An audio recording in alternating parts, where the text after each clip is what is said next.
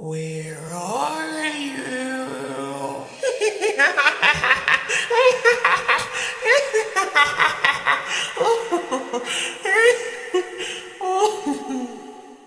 The Harris family had spent months searching for the perfect home, one that would provide a fresh start in the quiet countryside.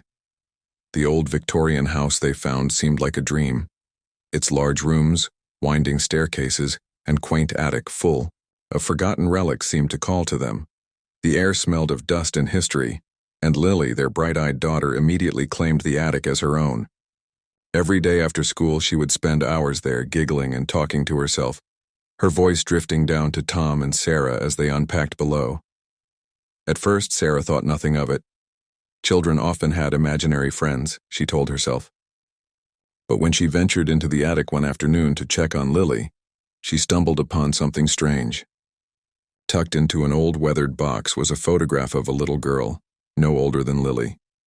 She had pale, hollow eyes, and though the picture was old, the image seemed to stare right through Sarah, sending a shiver down her spine.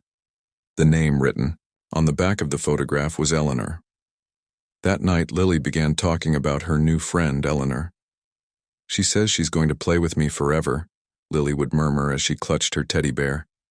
Sarah smiled nervously, but something in Lily's voice unsettled her. The next day, Lily became more withdrawn. She spent hours in the attic talking to Eleanor, her whispers growing fainter as though she was speaking to someone far away. Sarah tried to dismiss it, but the strange occurrences continued. Lily's drawings changed, no longer simple pictures of flowers or animals, but dark sketches of a little girl standing by the window, her empty eyes staring out. Then one night Sarah was woken by soft, strange whispers coming from the attic. She rushed upstairs, heart racing, and found Lily standing by the rocking horse humming a tune Sarah had never heard before. When their eyes met, Lily whispered, "Eleanor says she wants to come down." Panic set in as Sarah began to investigate. She asked around the town, but no one seemed to know much about the house. That was until one elderly woman mentioned Eleanor. She had been a child who disappeared over 50 years ago, her body never found. Sarah's heart dropped as she realized that Lily's imaginary friend was not just a figment of her imagination. Eleanor's spirit was bound to the house, and she had chosen Lily to play with. One evening, Lily disappeared. Tom and Sarah searched the house desperately, calling her name, but she was nowhere to be found. The attic door was locked, and when they finally managed to break it open, they found nothing but the faintest echo of laughter, a child's giggle that made the hairs on their necks stand up. There was no sign of Lily, only her teddy bear sitting alone by the door and the strange rocking horse still rocking on its own. The laughter continued to echo through the house as Sarah and Tom fled into the night, but they couldn't escape the truth. Eleanor had claimed Lily, and their daughter was lost forever, bound by the same curse that had taken so many others before her. Where are you?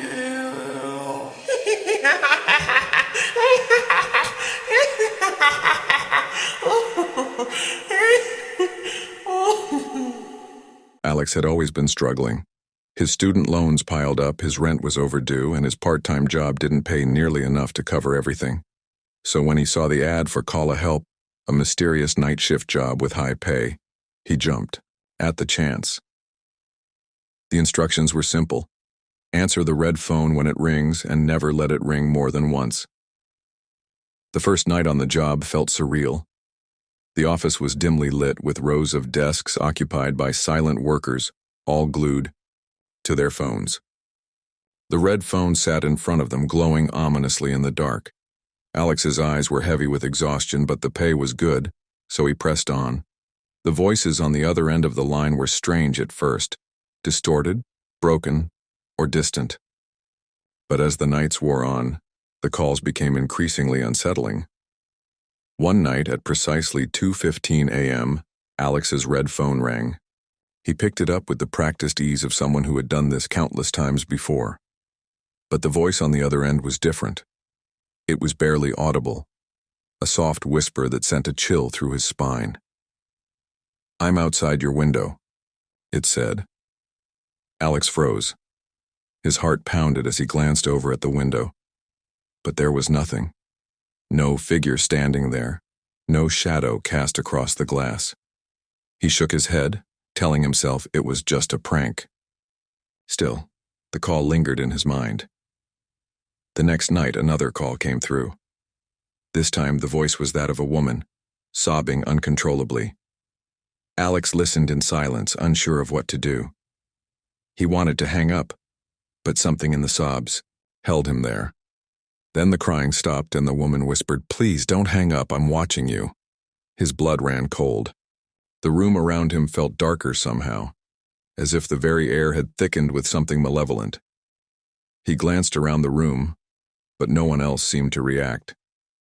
The other workers were just as silent as before, their faces as unreadable as ever. By the end of the week, Alex was barely sleeping. The calls had become too real, too strange. One call had even claimed to be his own mother, only it didn't sound like her. It was distorted, garbled, and when Alex tried to speak, the voice just repeated, "Help me." One evening, Alex couldn't take it anymore. He left the building after his shift and went straight to the office of Call a Help. The place was eerily quiet, with no one around. As he explored the back rooms, he came across a dusty, hidden door. Inside, he found Sandra, the supervisor, sitting in a dimly lit office, her face pale and sunken. She didn't seem surprised to see him. She merely smiled, as though she had been expecting him. "You answered too many calls, didn't you?" she said. "Once you answer the dead, you can never walk away." Sandra explained the truth. The company was a conduit between the living and the dead. The souls of the deceased called in, and every time someone answered, they took a small piece of the person's soul. It wasn't enough to notice at first, but soon the missing pieces would start to add up. The more calls Alex answered, the more he gave away. The people who didn't answer, they were replaced by the dead, and their souls would be taken in turn. Alex's blood turned to ice as he realized the true cost of the job. The phone rang in his pocket, and when he pulled it out, the screen flashed his own face. But it wasn't a selfie. It was his own reflection, smiling back at him with hollow eyes. The phone slipped from his hand, the ringing echoing in his ears, as his reflection stared back, and his body slumped forward in the chair. The room was silent, save for the final whisper on the other end of the line. "Goodbye, Alex." Where are you?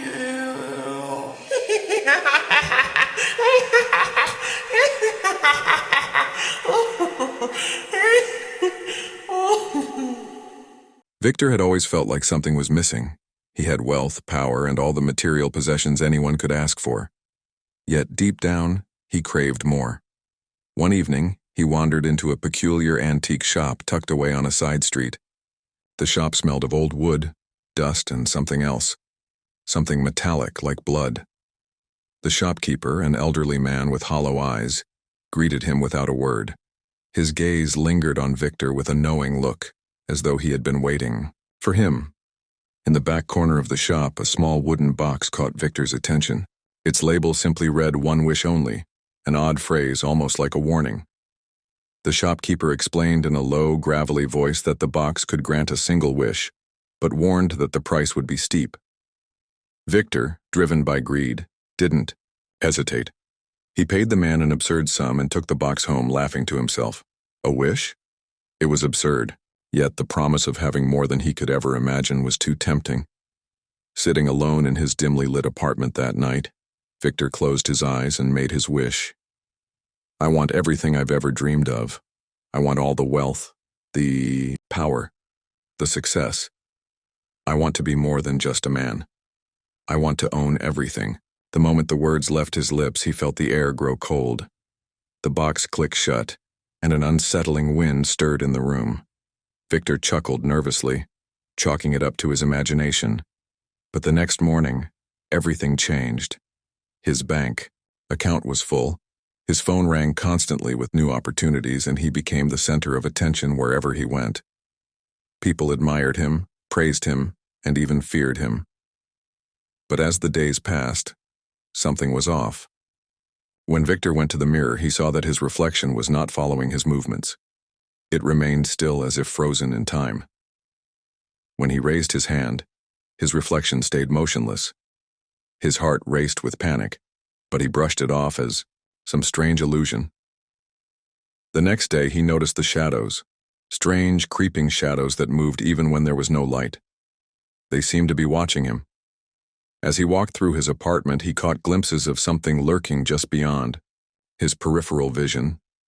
It wasn't his shadow. It was something else, something darker.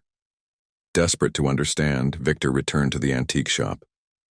But when he arrived, the shop was empty, and the shopkeeper was gone. On the counter was a note. "Your shadow is mine now. It belongs to me." That night the shadows came for him. The walls seemed to stretch and bend as a tall, formless figure emerged from the darkness. Its eyes were glowing, hollow pits, and its body shifted and writhed like smoke.